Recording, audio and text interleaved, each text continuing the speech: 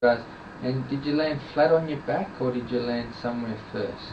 I land on my back flat. Flat on here. Yeah? When he fell, he landed flat on his back and he didn't move till the teacher came and picked him up. Right. But ever since then he's been complaining of sore back. Yeah. Because he would sit on the chair at the table while everyone was sitting on the floor, and he would say that he was not comfortable. Have you noticed any changes in him in the last few days other than pain? Like, has his digestion changed, going to the toilet, anything like that? No? That's good. The nerves that come out of this area have a lot to do with the bowel and the bladder and things like that. Yeah. And some children, after they've fallen like this, tend to start wetting the bed, or they might get constipated or loose bowels, something like that. Happens quite a lot.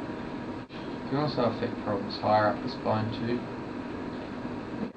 Now this tells me if your skin's warm or cold.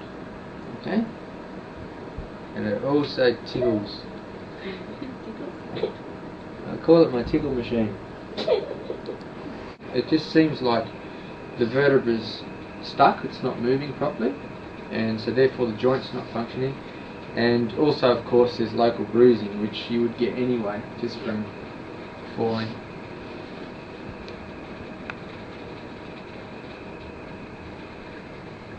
It's got a lot of swelling down here. Okay, what we're doing here, we're just feeling for the motion in the joints, just to see if the vertebrae are actually moving or not. And then I've got to figure out if they're not moving, in what direction they're not moving. Because when we correct the spine, it's not enough to just be on the right level of the spine. You've got to only correct the directions of misalignment and leave everything else alone. So it takes a while to figure out exactly what is going on. So where can you feel the pain the most? Up high. Yeah. He's actually created two problems when he fell. Either when he fell or he already had. He's actually been saying that he's had a sore back for a while, haven't you? For a long time. Well, that makes sense, because I was going to say, I think he's already had a problem prior to the fall. Okay. I think he's had a problem with his sacrum for quite a while. Okay. And what could that be from? that can be just from birth, just the way he's born, the way he presents. It could be learning to walk, falling on their bottom. By the time they go from birth to this age, they've fallen on their bottom 100 times. They've done somersaults. They've jumped off a lounge room chair, and so very easy to do that. Quite often, children have a lot of bedwetting issues. Have a problem down there. Hyperactivity, restlessness, so-called growing pain. If they complain of aching legs and irritable legs when they're tired. Yeah. Is that him? But those aching legs and irritable legs. He's been saying, like knees. Yeah, that can all come from down here. So I think that's an existing problem. Alright, mate. What we need to do is get your spine straight. Like that. That's it there, isn't it? Yeah. Alright.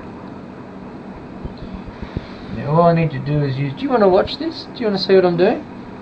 I'm a bit hesitant to watch. Yeah, no, it's probably good that you do, because most people are really surprised just how little force is required to fix these properly. Chiropractic practice properly is all about being really, really specific, and what we don't do is rattle the spine or twist it. I've just got two fingers right on that vertebra there. You can't see, so don't even look, buddy.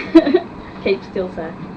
And what I'm going to do is use my leg to hold all the good stuff in place. So what this leg's doing is making sure none of this moves. Yeah. And then this arm's going to do the same for this top half. Make sure none of the good stuff moves. And if we do that, we fixed it. We can just push it in. That feels great. Alright, that's good. When the nerve pressure comes off, it can sort of turn the bowel on a little bit too, so if he goes to the toilet more than usual or something, don't worry.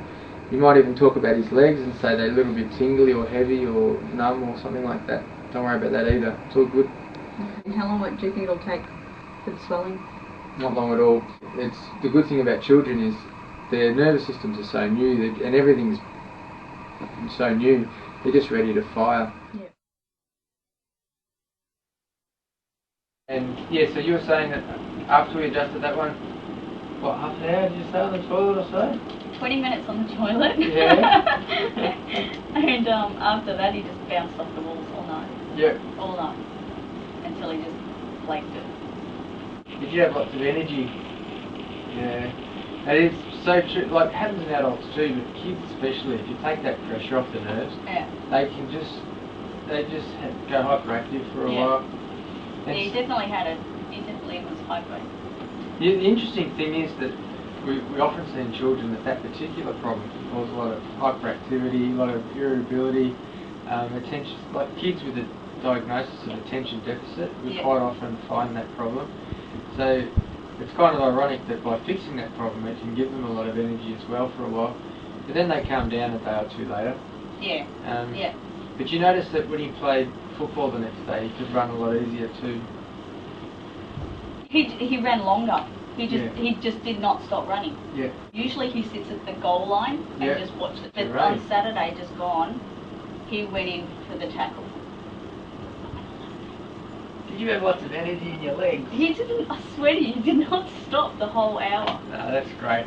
So it was good. That's good. I mean, without even checking in, that's a sign that we've got a lot of pressure off the nerves. Like that, his body, you know, especially children, they tell you in their function. Yeah.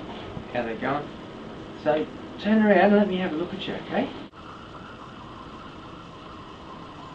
Well, you know what? I don't know if we even need to adjust you. We don't need to adjust you at all today. You look good. Will you come back and see me though another time so I can see if you're okay? We'll bring the other bionicle. Yeah. I'll bring that.